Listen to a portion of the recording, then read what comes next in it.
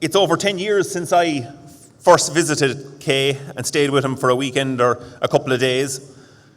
Why did I go to Sussex, where they were calving during the winter and calving probably all year round at the time? Effectively, Kay was in charge of a group of farmers who were working together in terms of a discussion group and in terms of sharing information, and they were working with figures, with real numbers. Because I travel a lot to the UK, and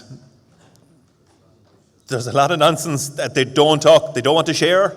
They don't want to share figures, they don't want to share numbers, but it was very different in terms of my visit to Kay that weekend or that couple of days in Sussex. And there was one other interesting aspect, of course, was the principles of self-feed silage, which Kay has pioneered with his team of farmers. Which, and again, it was that little bit innovative. Just think of it at a time in the UK when profits were on the floor in dairy farming, and sheds were getting bigger, and machines were getting bigger, and you see these guys going around with their messy 135s, scraping yards and making profit consistently. It would make you sit up and think. So, okay, the application of it might not be for everyone, but there's a lot of lessons in between, and I think that's what we're about to hear today. The title of Kay's paper is Understanding and Managing the Drain on Profitability. So he's going to touch off low-cost wintering facilities, high labour efficiency and herd wastage. Kay, over to you. Thanks very much, Jack. I'm really pleased to be here. I've never been to this conference before. I've always wanted to, and we've never managed to get our group here because they're always on holiday. But I first met Con in the early 70s when John Walsh, Pat McFeely, and others invited us over, and we came over twice in the 70s, and I've been many times since. And they encouraged us, and I hope we encouraged them. And we've had good, marvellous relations ever since. And it's been really good, and I started taking the IFJ in about 1973, and I've been reading it every week ever since. And there's some quite sort of amusing, very encouraging photographs we've seen on the way through these 2 days, but the two most recent ones I was interested, well, the most recent one was that one of snow. And the picture I've got up here is not relevant to that at the moment, but it's interesting when you think of my background, which was working on as a milk marketing board consultant exactly 50 years ago, when that farm in the picture was taken on, the whole farm, 450 acres, 50 fields, 9 acres average, drained, but all the ditches full. Farm manager took it on, named Don Knight. And my whole career, and a lot of farmers' careers, have followed that man, who died of cancer 5 years later, and his family took on the farm, and they rented it on an exorbitant rent in 1966 of £4.50 an acre, and they bought the farm 10 or 15, about 15 years ago, and they've obviously rented more land. So there's a background. It's a flat farm. The farm was taken on as a 9-month winter, 3-month grazing season, very heavy land. The background to our system is very heavy land. Southeast corner, 30 miles south of London, Surrey-Sussex border. And so the background to this is Don Knight's logic. If you've got to house them, you might as well milk them.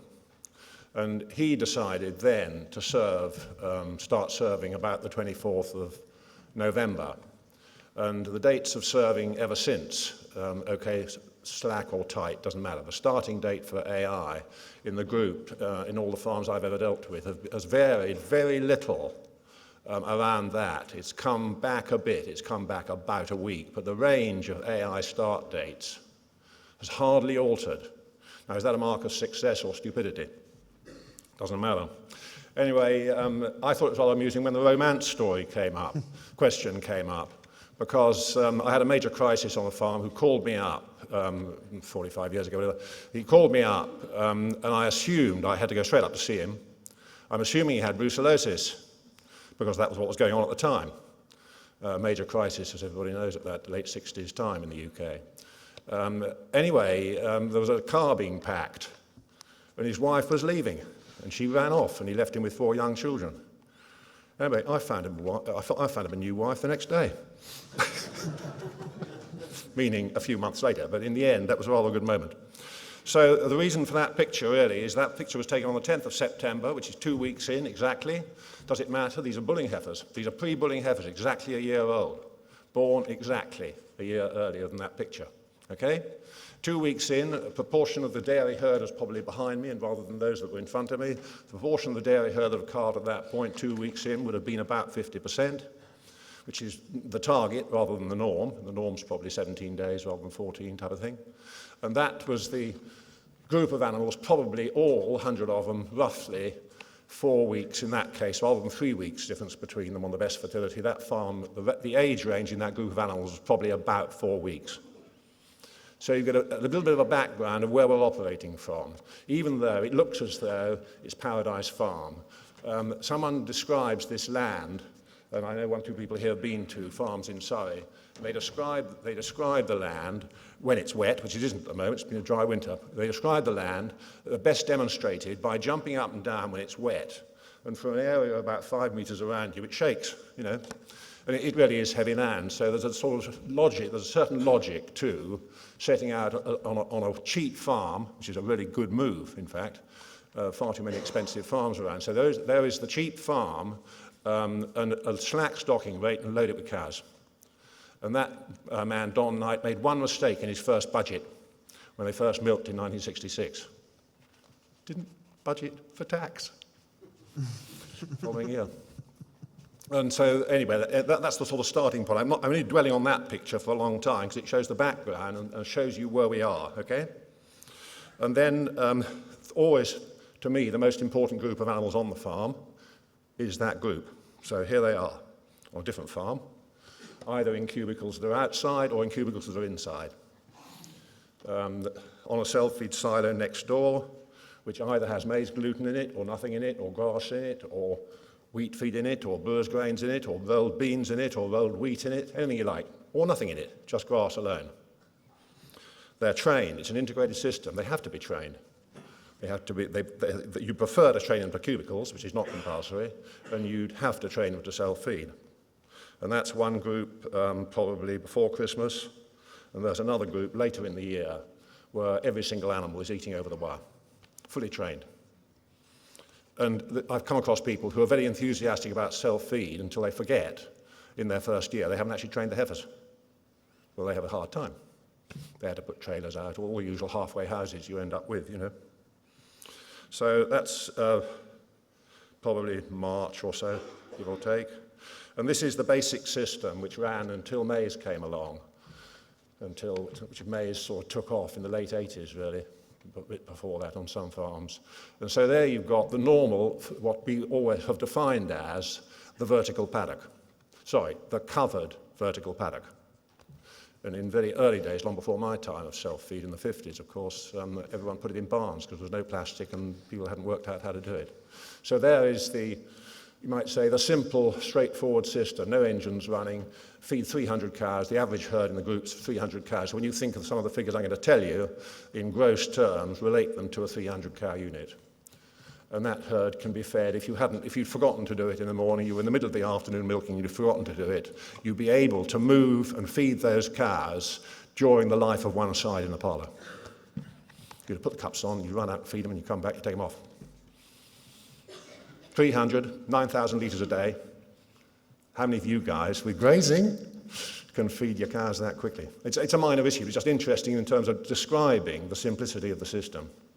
I'm exaggerating because they probably didn't throw tars up or have to move the plastic or cut the plastic off or whatever, the usual sort of non-daily parts of the routine.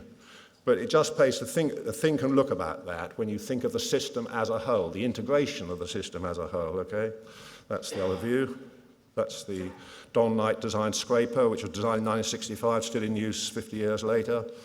Hasn't been bettered. There's other equivalent machines now, and all you've got to do to see it, well, you can't see it that clearly, but the cleanness of the scrape is unbeatable.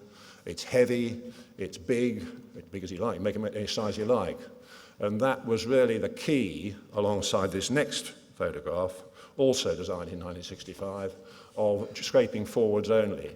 And Don had this very good attitude to everything in farming, whether it was husbandry at any level, including the husbandry of people. Why should they work in shit? Why shouldn't they be working in perfectly clean conditions, relative to that is in farm turn, in clean conditions, let alone having an easier job doing the driving?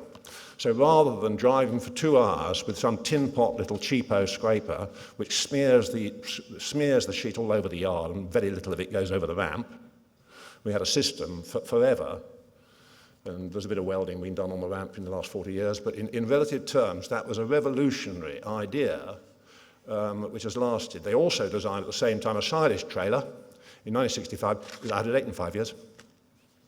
You know, it just wasn't, you couldn't modernise it, you had to change, everything changed on silage trailer. Those scrapers are still being used throughout the group and elsewhere.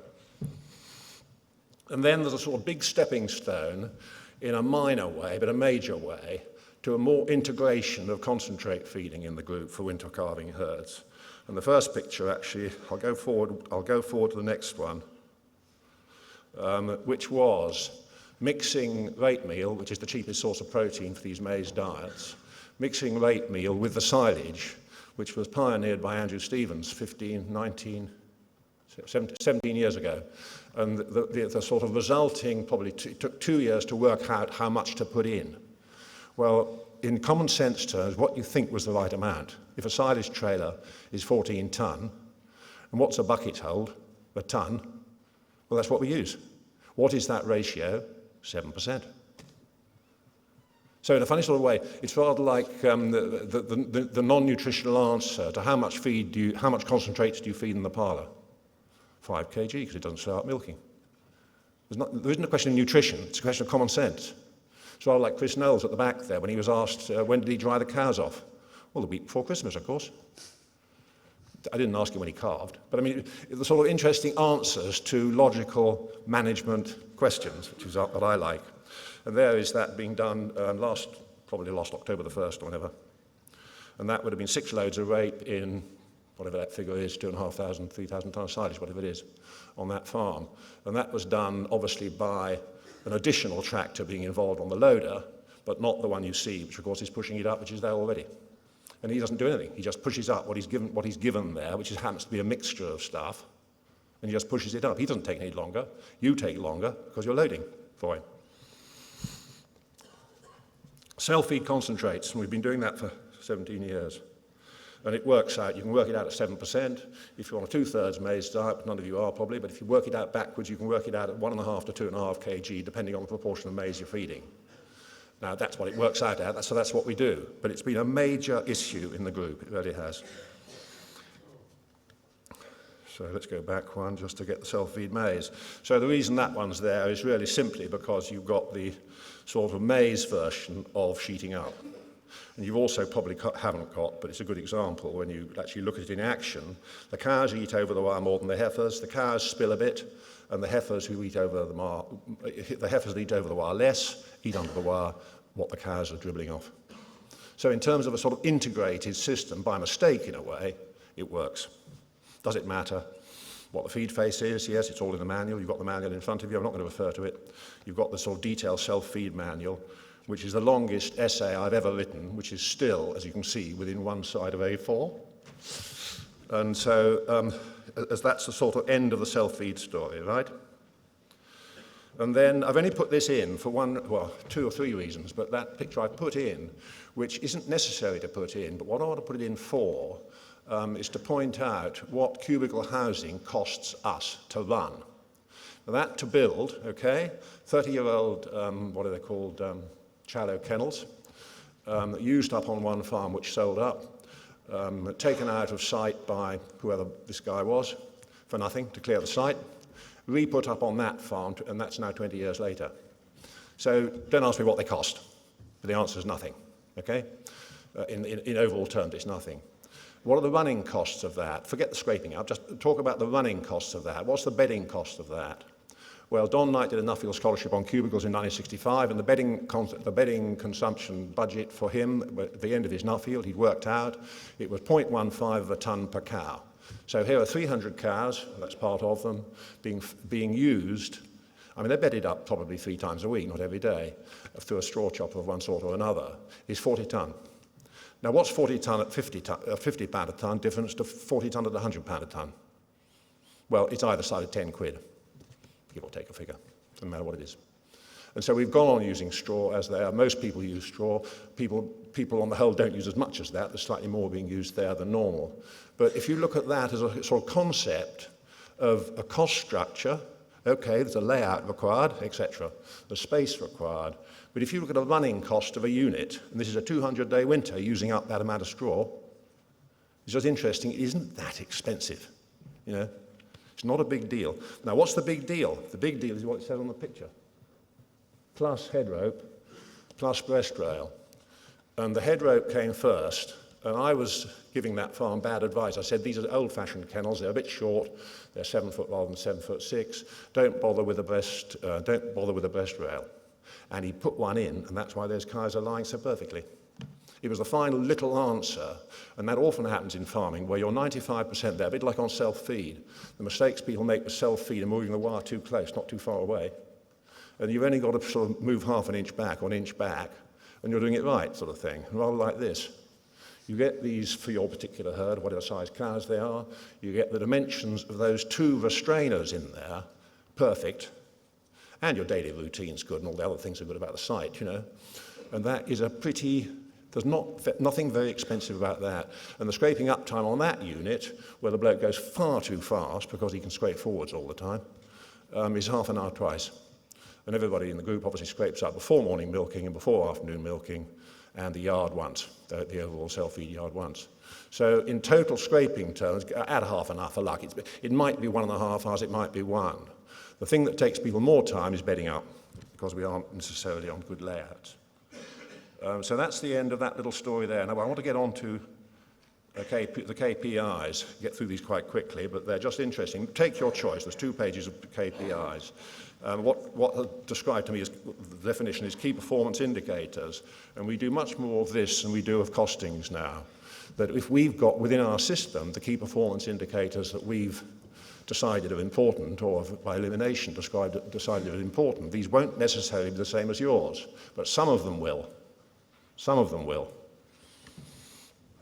And if you're on the left-hand side of the page, I mean, if you're more to the right of these figures, you're on the up, and if you're more to the left of these figures, you're on the down. And the usual problem, many consultants here will know this just as well as I do, the ones on the left are from people who listen to what you say, and the ones on the right are the people who do what you say.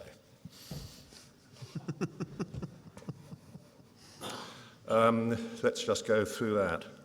KGs, we're paid a penalty on volume now. We've been on solids, payment on solids for years, so I've only put the litres in to show what the milk quality is.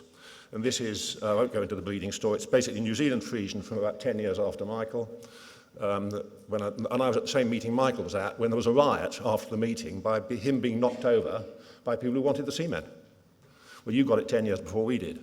So we ran LIC New Zealand Friesian for 15 or more years. We had a couple of sessions with Ambreed, and then we've come back into British Friesian, and we're now using British and Irish Friesian.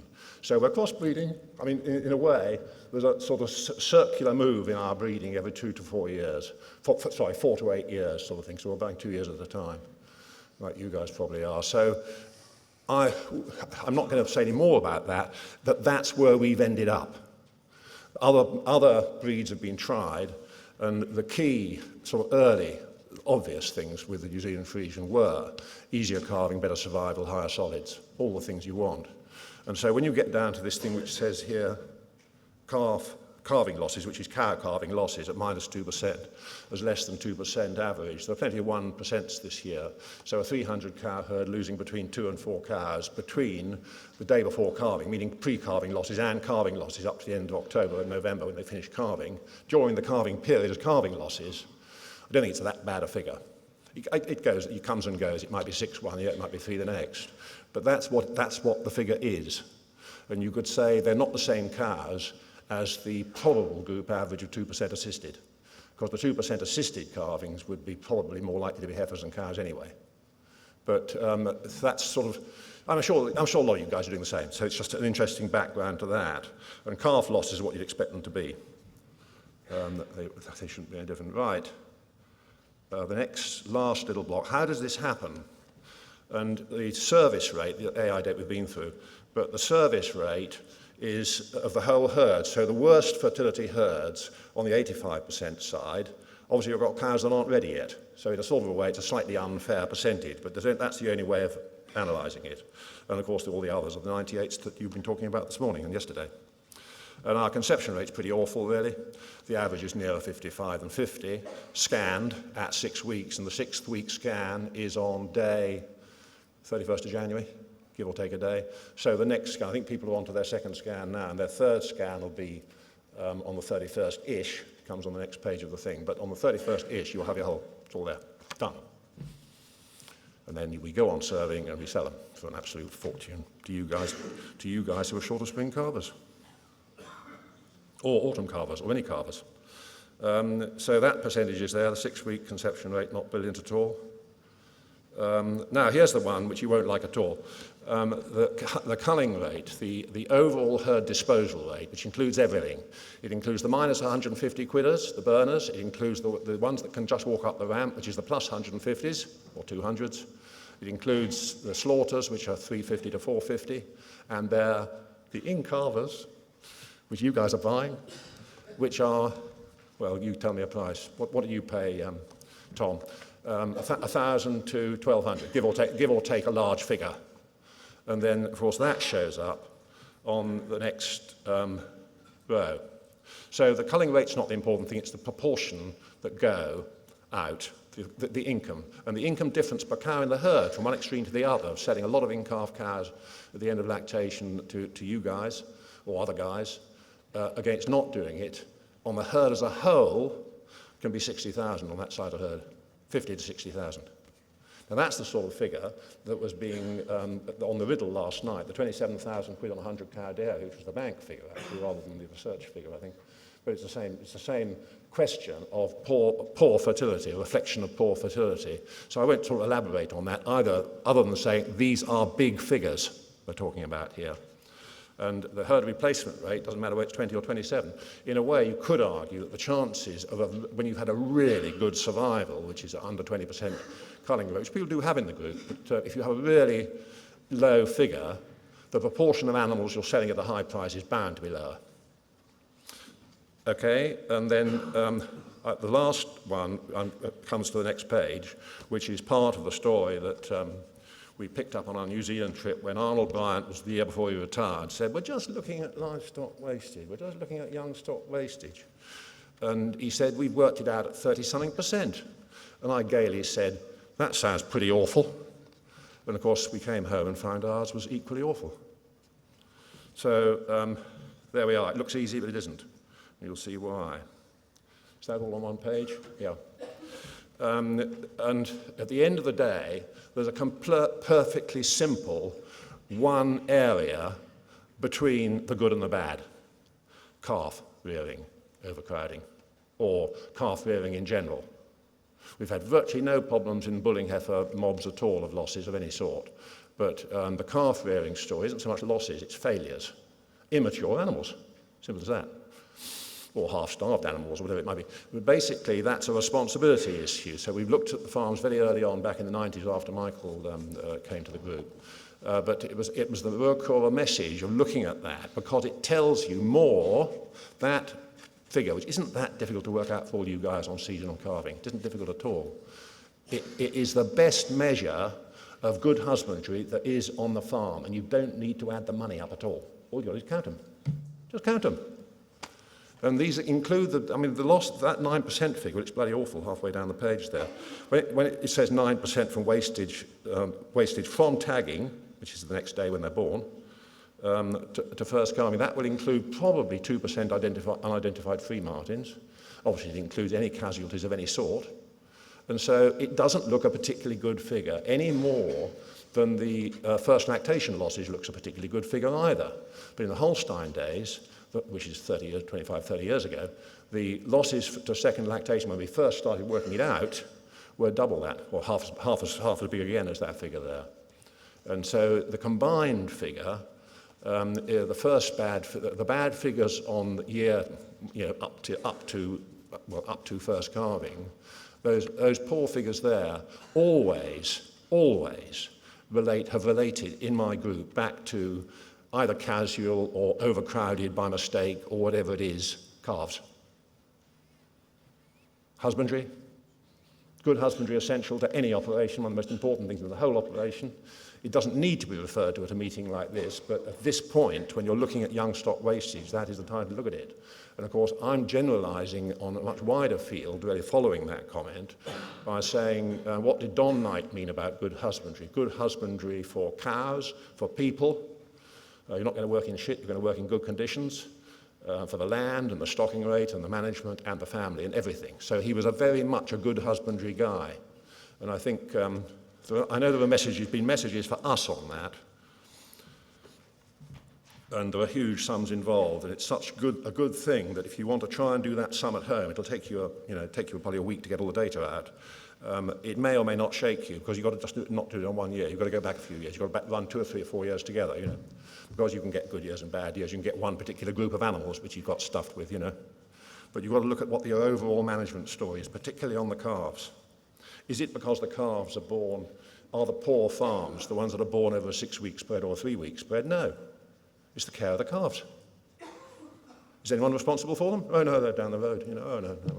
2 or 3. Oh, who does that? I don't know. Who does it? I mean, it's basically, you could say, are they the most important group of animals on the farm? Well, they're of equal importance, at least. Right. This is straightforward. This is 2 stories on the fertility management. Leave the dates out if you want to. Cut out the dates. Just put the days plus and the days minus. Doesn't matter what AI date you choose. 5, these are the only. In the group, they're the only planned vet visits. They aren't the only vet visits, but they're not far out. There are farms in the group that will probably only have 1 more vet visit, and that will be the chap delivering the dry cow tubes. But it's an exaggeration, but it's basically that is the management structure, which not everybody does in the group, but they do that or near enough. Some get impatient with the scanning and take them earlier than 32 days, 31 days. Others randomise a bit the scanning, and there's absolutely no excuse for that. That is the system to do. And obviously the 2 first dates are the pre-breeding pickups, the animals you haven't picked up. We've tried all sorts of other systems for getting cows in calf, and the AI is right through the system, right through the heifers, right through the cows. Bull use not nil, but bull use nominal. And I've been amused seeing in England more and more, in small numbers, spring calving herds going to all AI. And when you see that going alongside what we heard this morning about people, obviously correctly in the circumstances, because of the alternative on that particular farm, is not all AI, it's hundreds of bulls, sort of thing. But you've got to do one or the other. You've got to do the job properly. But it's just interesting to me. All that defines to me is that AI is better, because bulls are a management issue for some people, most people, us certainly. We're not used to it. We've never used them. We don't like them, Not because they kill people, they're just another group of animals to deal with, You can make money selling bulls. They're cheap not expensive to run a bull, it's just a management issue, it's an additional. Anyway, forget that. Just take that as being, I'll get on to the last couple of, and this is the funny, you see, this is the Kay joke, which isn't a joke. This started off 20 years ago, this sort of system. Now, what is it that shows the most profitable farms to me? What are the figures that define to me the people who really know how to run a business? Nothing to do with the husbandry of young stock or grassland management or anything like that. Who have got their eye on the cash flow and on the things that matter? So it started off as 5 for a P. Well, there's no quotas now.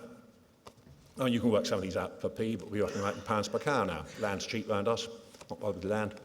So we're going to work it out per cow or per cow space.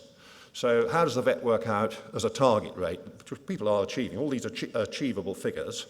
And there were not many farms, there were 7, I think, or 6, there were 6 altogether, 4 on this page and 2 on the next. But so if you take a 6 for 100, and then you look at the range, you'll see the vet at under 50, well, that would mostly be people who are free because they've had their milk tested of the 5 immunisation programmes that people can put in. If they're free, so they don't use them. If they aren't free, they use them. Not very difficult. Bloods or milk. Arla do a good job on that for us, on the service charge. The AI is a funny one because, of course, that's all DIY and has been for a very long time, since Charles's father developed it, really, with an ace herdsman, a keen-eyed guy, and an eye for the money.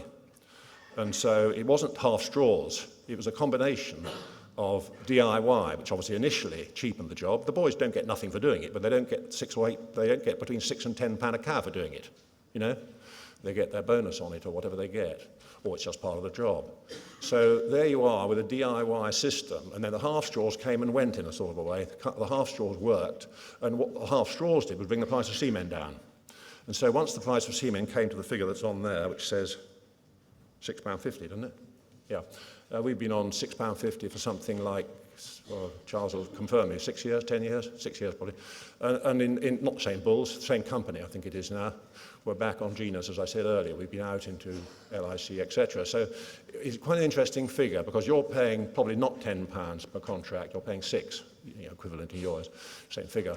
So it's not a huge figure, but the combination that we work out is that the vet bills on the DIYs are all lower than the people's vet bills who have contractors. Now that, you guys who are doing it, gaining in confidence and being allowed to do it. And you've got a lot of herdsmen who come in without being asked in the first 6 weeks to do the whole lot.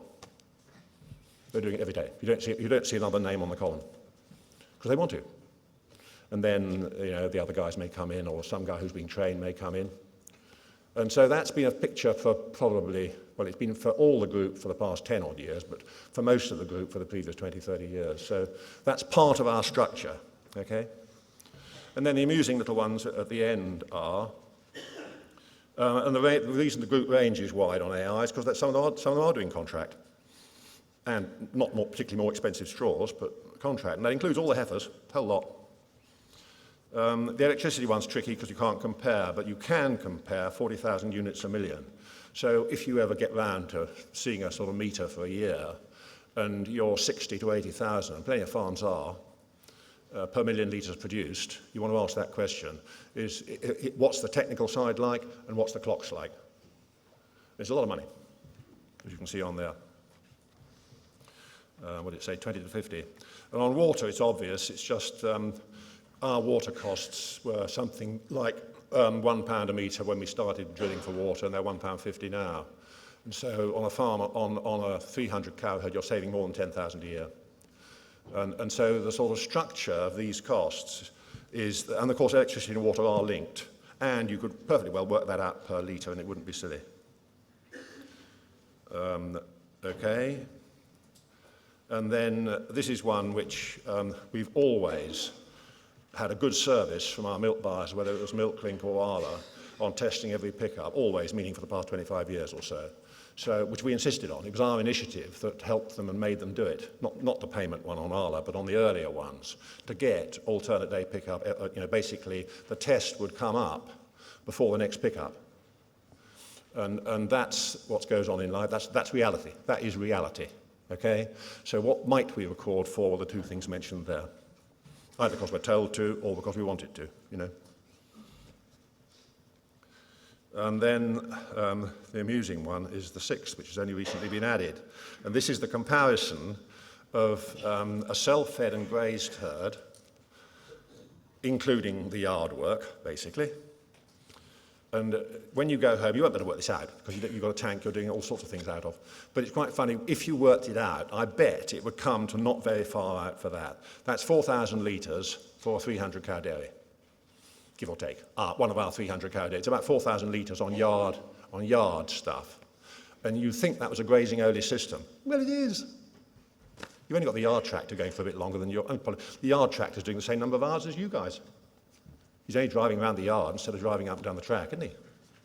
It's a minor issue, but it shows the sort of, it shows the cost structure of the business a bit, that one. And you might be amused to know that the bit that's excluded, silage making, slurry lagoon emptying, and maize cultivations, that is probably a bit more than 100 quid a cow. But in a funny sort of a way, you'd think it'd be much more than that. So you could say, our winter is really costing us not much more than 100 quid a cow more than yours. Doesn't matter, forget it. I'm not suggesting you come water and calving anymore. And then we've got, so that you do believe what I'm saying, the farms that have costed with the EDF, which they aren't doing it now, but they were 3-4 years ago for a period of about 10 years. And the EDF group's now really big. It's 250 plus cows in it. the herds across Europe, including Israel now, I think. They've got a lot of herds in it. And so it was reasonable to take their figures, which are entrepreneurial profit, charging a not particularly high figure for family labour. So not high enough. I charge double what they charge for family labour. We charge £16, £17 an hour, and that's not enough. Because that's what labour is costing us when you put the house in. And our houses are 10,000, 15,000 a year as an opportunity or a cost. So forget the detail of that. It's just the EDF comparison is where those farms were. And the logical ones, which you've seen already, were half the EDF average, and the sort of hidden ones, which they do really well, the EDF do really well, are a quarter of the average. I've got one more message, which I've gone on far too long, one more message to everybody here in their 20s, whether they're working off-farm or not, whatever they're doing. My biggest mistake in my consultancy career, without any doubt, has been not to be much more encouraging to parents and young to go and work for somebody else in their 20s, whether it's in the next village or on the other side of the world, or in a completely different job, or for 5 jobs in 5 years, or 5 jobs in 10 years. It doesn't matter. But that will revolutionize your life, and probably the rest of your family's life, even though you don't think so at the time. And I consider that the most important encouragement I've given all you guys tonight. Well done, Kay.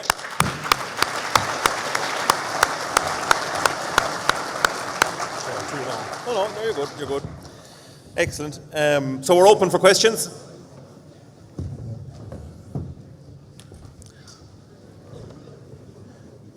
Kay, while we're waiting for the first question, if you're in the top 10% on profitability compared to your international friends and you're half the costs, why are more UK farmers not taking on the lessons that you're learning in Sussex? Well, I would ask that question back to you guys. We've got a poor extension service. You've got a much better one. You've got a miles better extension service. We've got no service at all at either end of that. We haven't even got a research set up, you see. And the best comment I had from a Moorpark research worker years ago, I've got to quote it exactly, which explains part of it, which is, and this was a guy at the Moorpark, he said, it's human nature to enjoy spending money, particularly on things that lose you money. You see? And that's human nature, that's it. That's reason number one, anyway. Go on. Okay, next question. Over here, yeah. Andrew Giles, UK. Kay, a couple of questions for you. Could you just elaborate on the self-feed wire? I think it looks so simple, but I think that having been down to West Sussex and seeing some of this going on, yep. I think you've not deliberately skipped over, but you haven't explained fully the importance of the overwire feeding and how important that is, and also maybe you could just say what the width of the face you use as a guide per cow, and a couple of other things quickly if I can. Could you say what the empty rates are, because your overall replacement rate doesn't really give us an idea of the fertility, so the empty rate percentage on the herd would be useful if you've got that figure, and also, if I may, can you allude to the profitability of these systems, either on a pence per litre or a pounds per cow, so we've got some idea how we can compare the profitability of an autumn calving self-fed herd with a spring herd? Yeah. Well, I wish I could do the last question. I haven't got the comparison of the spring. The self-feed wire, I mean, it's in the manual, but I'll point you to it in your book. It's the only thing that is in your book, but I'll explain it a bit. Face management, electrified string, basically. And when you're on a really wide fence, which it refers to on the previous one, number 3, which is about 130 feet, you probably have to put them up above the 32 to 34 inches. So in height, and then the most common mistake, which is on there, is a wire too low. If you have too strong a shock, which is the most common mistake further down the page, the most common mistake for beginners is having, various common mistakes, but the most common mistake is on number 4, actually. The most common mistake, newcomers, is fence power too high. It's quite easy. You all know how you can reduce the power of an electric fence. You earth it at various points, or you just switch the paddocks back on, you know.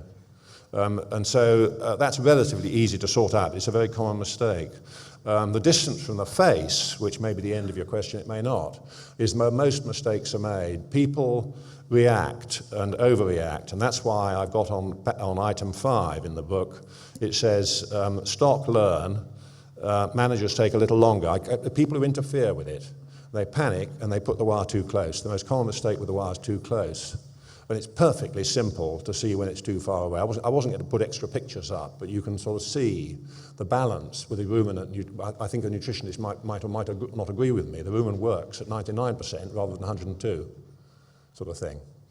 Okay, that's a judgment which you make on with a bit of experience running self-feed. It's not a big deal. If you leave it alone, it'll work. If you interfere with it, you won't help it, sort of thing. What was the other one on the... The second one was the empty rates that Andrew was talking about. Empty rates. Yeah, we don't work that out. You can work it out from the figures I've given you if you want to. I think it works out at 10%.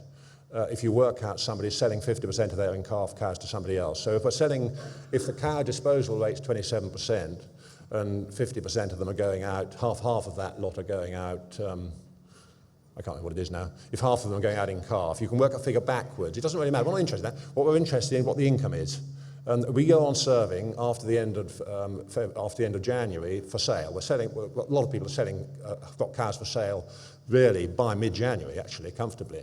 So you're going on serving. We used to wait, have a rest, and then sell them all into the spring calving demand. Now there's an overall demand with the TB story and other reasons. They like our cattle. They're exactly the right breeding, what everybody wants, and so it doesn't matter when they calve. So people's convenience now is to go on serving, and then they might or might not. Well, they will obviously do a scan in February or March, whenever. They'll be stopping serving, probably second week in February. What's 15 weeks? Anyway, they'll be stopping serving, and they'll have a month, and then they'll scan the lot. And then if there's some decent cows left, they'll reserve them. We've never worked out that figure. Okay. The profitability in pence per litre or pounds per cow will give us some idea of the range. Well, free cash. I measure things in the end in free cash, and the amusing. I said it's not an answer, but it's a sort of way of looking at what the business should show. And I find CFP absolutely useless at showing where the black holes are in the business, which are usually in livestock and power machinery. And the free cash doesn't seem to appear very well out of that to me. And so, in a way, the reflection of free cash is when I go to a really profitable farm, the first question I ask them is, how many houses have you built? Not how much tax you paid, which would be the wrong question. How many houses you built? And a very profitable, laid-back farm in Cornwall I remember going to, and I'd bet somebody else would bet me who knows how we think and knows how we operate.